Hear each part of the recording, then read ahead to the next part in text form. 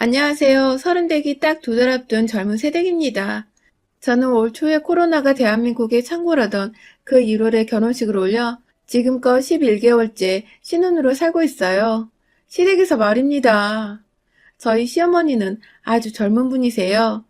연애 때 남편의 얘기를 들어보니 시어머니가 19살 때 사고를 쳐서 남편을 가진 바람에 교복 입던 시절에 애를 낳았다고 하시더군요.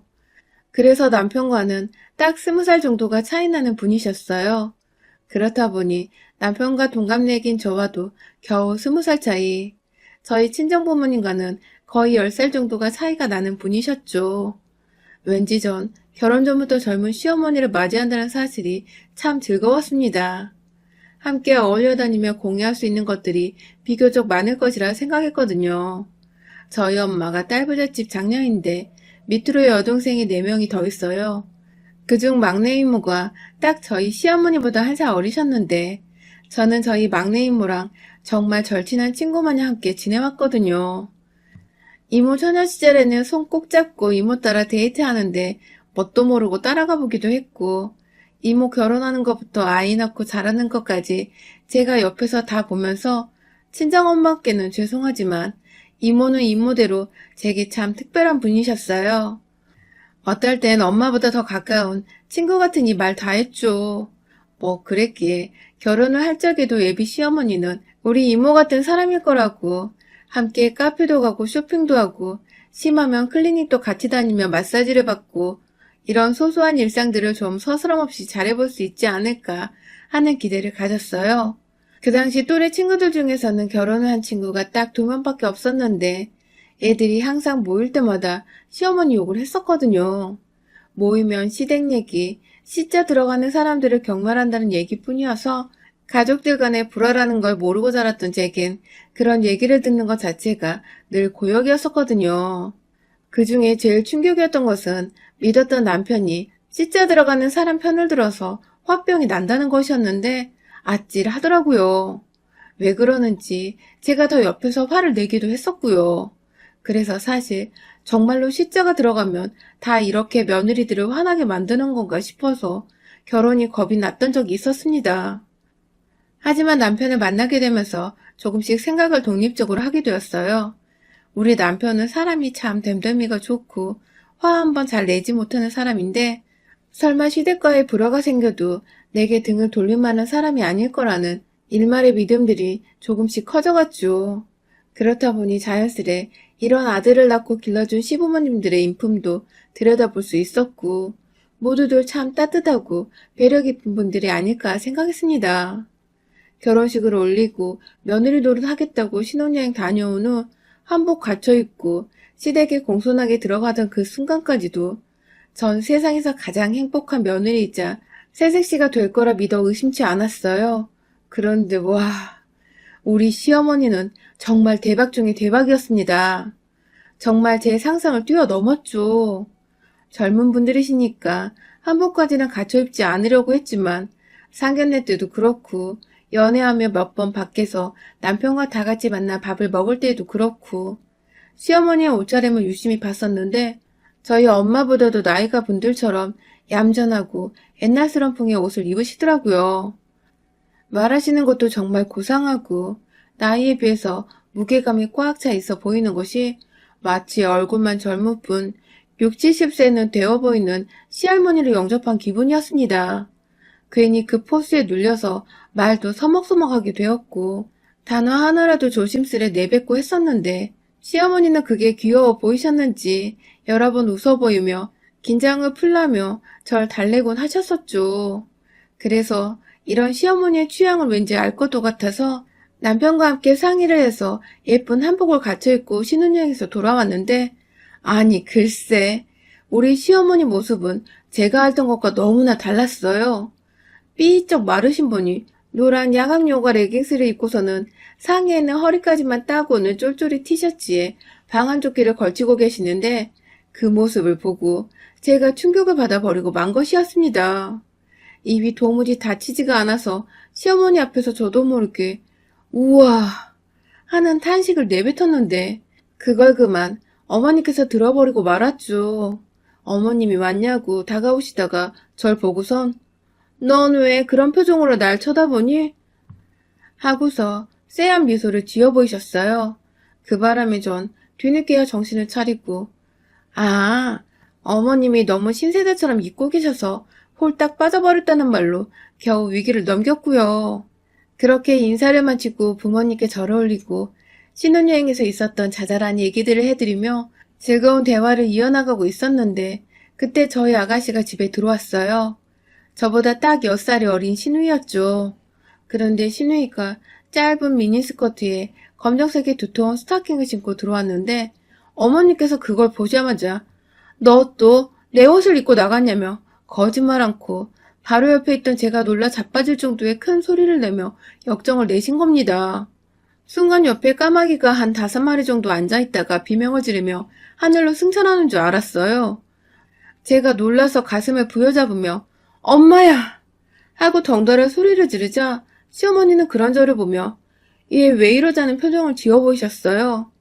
그 짧은 미니스커트가 시어머니의 옷이란 것도 놀랐는데 문제는 아가씨가 걸고 있던 제 주먹만한 귀걸이까지도 시어머니가 왜 자기 걸 했냐며 아가씨 어깨를 치며 억지로 뺏어드는데 당혹스럽더라고요. 그 모습이 뭔가 제가 생각했던 참했던 어머님의 모습은 페이크였고 이게 진지할 수 있다는 생각에 앞으로의 미래가 막막했어요. 시어머니와 저 사이에 고부관계의 먹구름이 뒤덮여버린 것이었죠. 문제는 그렇게 개성만점의 성질까지 잘 부리는 시어머니의 본 모습을 본 후 다 같이 밥을 먹었는데요. 식탁에, 그 큰 식탁에 거짓말 않고 통닭 하나가 놓여져 있더군요. 한가운데에 후라이드 반 양념 반 통닭 한 마리가 하얀 도자기 그릇 위에 아주 살풋이 올려져 있었고 그 옆으로는 치킨집에서 준 겨자 소스랑 소금 그리고 치킨무가 마치 프랑스 장인의 손을 거친 듯 아주 정갈하게 그릇에 담겨져 있었답니다. 네, 집주인이 뭘 차려주던 감사하게 잘 먹는 게 도리이죠. 무엇보다 그 상대가 시어머니라면 말입니다. 하지만 신혼여행에서 돌아온 며느리와 함께 시댁에 앉아 먹는 첫 밥상인데 치킨은 너무하지 않나요? 그것도 5명이서 먹을 건데 반반 치킨 한 마리만 딱 사놓고 말입니다. 이건 며느리에 대한 예의도 아니고 치킨에 대한 예의도 아니었어요. 신혼여행 돌아와서 처음부터 꼬여도 제대로 꼬여버린 것 같은 시어머니와 저의 사이. 이건 내가 알던 시어머니가 아니라는 생각에 그날 시댁에서 밥이 코로 넘어가는지 입으로 넘어가는지도 몰랐습니다.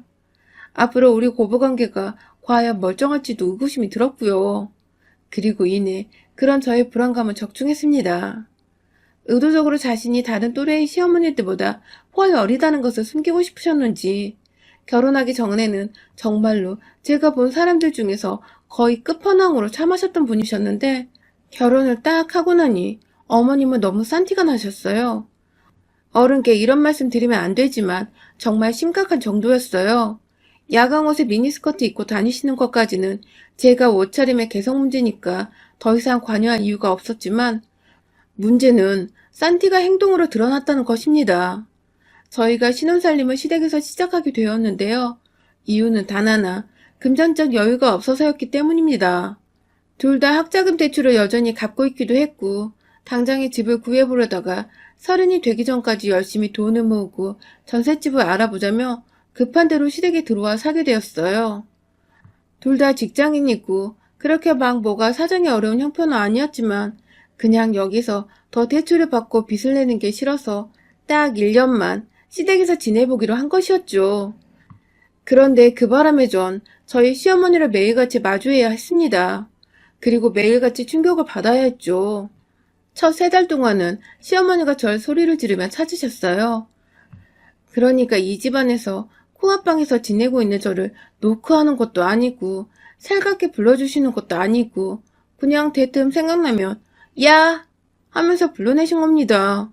처음엔 야라고 하길래 자기 아들 부르는 줄 알았어요. 그런데 그건 바로 저였습니다. 며느리가 아무리 편하고 가깝게 느껴져도 전 엄연히 다른 집의 귀한 자식인데 같이 산 지 하루 만에 야라니요. 기가 막혀 죽는 줄 알았죠. 옆에서 그런 저를 보고 표정을 읽었는지 남편은 안절부절 못하고 뒤늦게 어머님께 며느리한테 야가 뭐냐고 편지를 줬는데 그럼에도 불구하고 어머님은 말씀하셨어요. 쟤를 야라고 부르지. 그럼 마님이라고 부르니? 라고 말입니다. 비교를 해도 꼭 야를 마님이랑 비교를 하고 있으니 말이 통하질 않았죠. 또 우리 시어머님은 그렇게 제가 화장실만 들어가면 자기 용무가 급하다며 절 불러내십니다. 5식구가 한 화장실을 쓰는 것도 스트레스 쌓여 죽겠는데 제가 좀 사람이 뜸하다 싶을 때 조심히 화장실을 들어가면 기다렸다는 듯이 야! 하면서 쫄래쫄래 화장실 앞에 와서는 죽어라 노크를 해대십니다. 자기 급해 죽겠으니까 당장 나오라며 제가 나갈 때까지 쉬지도 않고 문을 쾅쾅 두들기 싫은데 제가 정말 전쟁터에서 폭격 피하는 군인 마냥 그 소리 듣기 싫어서 헐레벌떡 뛰쳐나왔다니까요. 그걸 옆에서 남편이 또 보고서는 어쩌다 몇 번 화장실 가는 애인데 그걸 못 기다려주냐며 핀잔을 또 주었고 그러면 우리 시어머니는 또 기통차게 말대답을 하셨어요. 야, 그러면 내가 쟤를 상점 모시듯 볼일 보고 나올 때까지 기다려줬다가 내 차례가 오면 그제야 들어가니? 하고 말입니다. 자기 차례가 오면 그제서야 들어가는 게 맞는 거잖아요? 앞사람이 방금 들어간 걸 알면 최소한 기다려주거나 참거나 전 급하면 조심스레 노크를 하고 부탁을 하거나 양해를 구하는 게 맞잖아요? 그런데 우리 시어머니 뇌에는 그런 개념 자체가 없었던 것입니다. 그저 며느리가 상전도 아닌데 기다릴 필요가 뭐 있나 싶으셨던 것이죠. 처음에는 적응하면 괜찮을 것이라 생각하며 스스로를 위안하고 남편에게만 속사정을 털어놓으며 힘든 내색을 비추다가 첫 3달이 지나가면서는 제가 완전히 화병에 돌아버린 줄 알았어요. 코로나가 심각해져도 너무 심각해져 있다 보니 가족들이 밖을 나가지도 않고 저희 부부는 급 재택근무를 하게 되어버린 상황까지 왔는데 그렇다 보니 하루 종일 24시간을 내내 이 집에서 시어머니와 맞이하고 있어야 했던 것입니다. 화장실을 제대로 못 가는 건 물론이고 야 소리를 들으면서 감정이 상하는 건 매일같이 일어났고요. 문제는 기존의 불만에서 하나 더 추가된 것이 바로 식사였어요. 제가 별로 밥을 잘 챙겨 먹지 않아서 아침은 대충 선식이나 시리얼을 먹고 회사에서 점심을 거하게 먹고는 저녁을 대부분 패스를 하거나 간단히 먹곤 하는데 집안에 붙어 있다 보니 제가 아침, 점심, 저녁까지 계속해서 시어머니 밥상을 차려드려야 하더라고요. 출근만 안 했을 뿐 집에서 똑같은 시간에 일을 시작해야 하는데 자꾸만 밖에서 야하며 저를 부르니 전 나가서 시어머니 시중을 들어야 했어요. 요리도 잘 못하시는 분이 갑자기 요리를 가르쳐주고 싶었다면서 저를 세워놓고는 자기 하는 요리를 지켜보라고 하질 않나. 그러다가 제가 일 때문에 들어가 봐야 한다고 하면 너 일하는 중이니?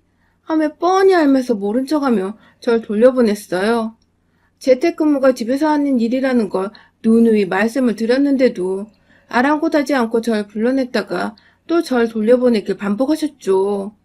이쯤 되니 저도 미칠 것 같아서 위험하고 자제해야 하는 거 다 아는데도 짐 다 싸서 회사 혹은 주변 카페로 출근했습니다. 남편도 그게 제 정신건강에 좋을 것 같다며 절 밖으로 내보내거나 미안한 날에는 같이 졸졸 따라와서 제 옆에서 함께 일을 했어요. 이쯤 되니 제겐 코로나보다 집구석에서 마주봐야 하는 시엄마가 더 지옥이고 두려운 바이러스였습니다. 그렇게 쭉 지옥 같은 시댁 생활을 하다가 3달 전쯤 남편이 먼저 회사 출근하게 되었어요. 그리고 저는 혼자 집에 남겨지게 되었는데요. 마찬가지로 시어머니가 보기 싫어서 짐을 챙겨 카페로 나가려고 불이 나게 외출 준비를 하고 있는데 시어머니가 절 불러 세우시더라고요. 무슨 일이시냐고 물어보니 너 오늘부터 외출 금지야 라고 대뜸 이 한 문장을 던지시는 게 아니겠어요? 순간 지금이 쌍팔년도 시대인 줄 알았습니다. 누구 맘대로 외출이 금지냐 생각에 어머니 저 일하러 가야 합니다 라고 대답을 하니 시어머니는 자신이 곧 동창회가 있어서 나가봐야 하는데 너가 외출을 했다가 코로나에 걸려오면 어쩌냐고 하시더라고요. 자신은 꼭 무슨 일이 있어도 동창회를 나가야 한다고 말입니다. 순식간에 피시겠어요. 아니 누가 이 시국에 동창회를 열어서 여기저기 오만 사람들을 다 불러 모으냐고. 너무 어이가 없어서 시어머니께 헛웃음을 지으며 되물었습니다. 나라에서도 매일같이 뉴스에서 말하지 않냐고, 많은 모임은 자제를 하라고 말하질 않았냐며 시어머니께 조곤조곤 말씀을 드렸어요. 그러자 시어머니는 예상은 했지만 더 큰 데시벨로 제게 야! 하면서 또 코앞에 있는 제게 굳이 소리를 질러 불러대시더군요. 그 동창회는 반드시 열릴 것이며 때문에 지금 가장 필요한 것은 자신의 건강관리라고 말입니다. 하지만 저는 일을 나가야 했습니다. 당장 출근해서 온라인 출근 도장을 찍어야 하는데 시어머니가 붙잡고 있으니 방도가 없었어요. 그 앞에서 곧장 회사 업무를 봐야 해서 지금 이러고 있을 여유가 없다며 가방을 도로 챙겨서 밖으로 나가려고 하는데 뒤에서 뭔가 확 제 뒤통수를 쳤습니다. 네, 부엌에 계시던 시어머니가 제게 키친타올을 던지신 겁니다. 뭔가 아프진 않는데 기분이 더럽고 불결한 것이 일이고 뭐고 당장 시어머니부터 족치고 싶더라고요. 열이 받아 확 째려보고 뒤를 돌아봤어요. 예의 없고 아나무인한 건 쭉 참아왔는데 그래도 방금 제게 뭘 던지신 건 선을 넘으신 거라며 최대한 소리를 안 지르려고 조용조용히 말했어요. 하필 남편이며 신우며 그리고 아버님까지 모두 출근을 하셔서 그걸 저 하나밖에 보지 못했다는 게 너무 속상했어요. 그럼에도 조용히 사건을 넘어가려고 어머님을 잘 타이르고 있는데 이 여자가 그러더라고요. 내가 동창회를 못 여게 하면 네 사지를 찢어놓을 거라고 말입니다. 네, 이제 보니 우리 시어머니 그 동창회를 주도하는 회장님이셨더라고요. 어린 나이에 사고 쳐서 결혼한다고 또래 친구들한테서 여기저기 뒷소문에 욕도 많이 먹었었는지 그렇게 신세대를 따라한다고 별난 색상의 옷에 치마까지 입으시더니 결국 그걸 또 친구들한테 자랑하겠다고 동창회를 여는 거에 목숨을 계시던 시어머니. 며느리가 일하러 나가야 한다니까 혹여나 제가 그러다 코로나를 옮겨오면 어쩌냐며 눈에 불을 켜고 달려들다 키친타올까지 던지신 겁니다. 아니 남편이고 아들 딸들도 다 출근했다가 퇴근하고 집에 오는데 왜 저 혼자만 나갈 수 없는 건지 정말 이해가 되지 않았어요.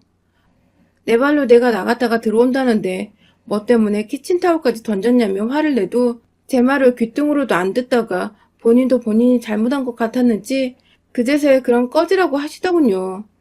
그리고 전 그 꺼지란 한마디에 결국 분노 조절을 포기하고 말았습니다. 저 때린다고 던진 키친타올을 확 시어머니 면상에 던져버렸어요. 놀라 피하던 시어머니는 또 그 특유의 괴성으로 야! 하면서 주저앉았는데 저는 그 길로 화장실에 들어가서 걸려있던 휴지말이랑 베란다 창고에 쌓아뒀던 휴지까지 몽땅 들고 나와서는 시어머니를 향해 야구공 뽑아 던지듯이 막 퍼부어댔어요. 이게 아픈 건 아니라서 맞아도 타격은 없겠지만 제가 있는 힘껏 가까이 다가가서 정신나간 년마냥 휴지를 던져대니 시어머니도 눈을 제대로 못 뜨고 쫄아계시더라고요. 한 번만 더 내 앞에서 소리 지르면 네 사주 내가 찢어! 라고 반말을 하고는 마지막으로 휴지를 담고 있던 비닐종이를 머리 위에 덮어 씌워버렸어요. 순간 손으로 자기를 때리는 줄 알고 잔뜩 쫄아서 몸을 움츠리던 시어머니. 안쓰러운 마음보다는 겨우 이 정도의 배짱으로 나한테 그간 소리를 지르고 험하게 대했나 싶어서 완전 센 척을 했단 생각이 더 열이 받고 얄밉더라고요. 그리고 전 곧장 방에서 제 간단한 옷이며 짐까지들을 챙겨나와 현관에서 침 한 번 퇴퇴하고 뱉어준 뒤에 친정으로 왔습니다. 이혼이요? 아니요. 몇 달 앞당겨서 시댁에서 빨리 독립을 해버린 것입니다. 남편한테 사실대로 말하니 남편은 미안하다며 회사까지 반차를 내고서는 저희 친정으로 달려왔고요. 그렇게 얼떨결에 저희는 친정 부모님께 죄송스럽지만 친정에서 잠깐 살림을 또 차리다가 금방 조그만 빌라 전셋집을 구해서 지금은 완전히 독립을 했습니다.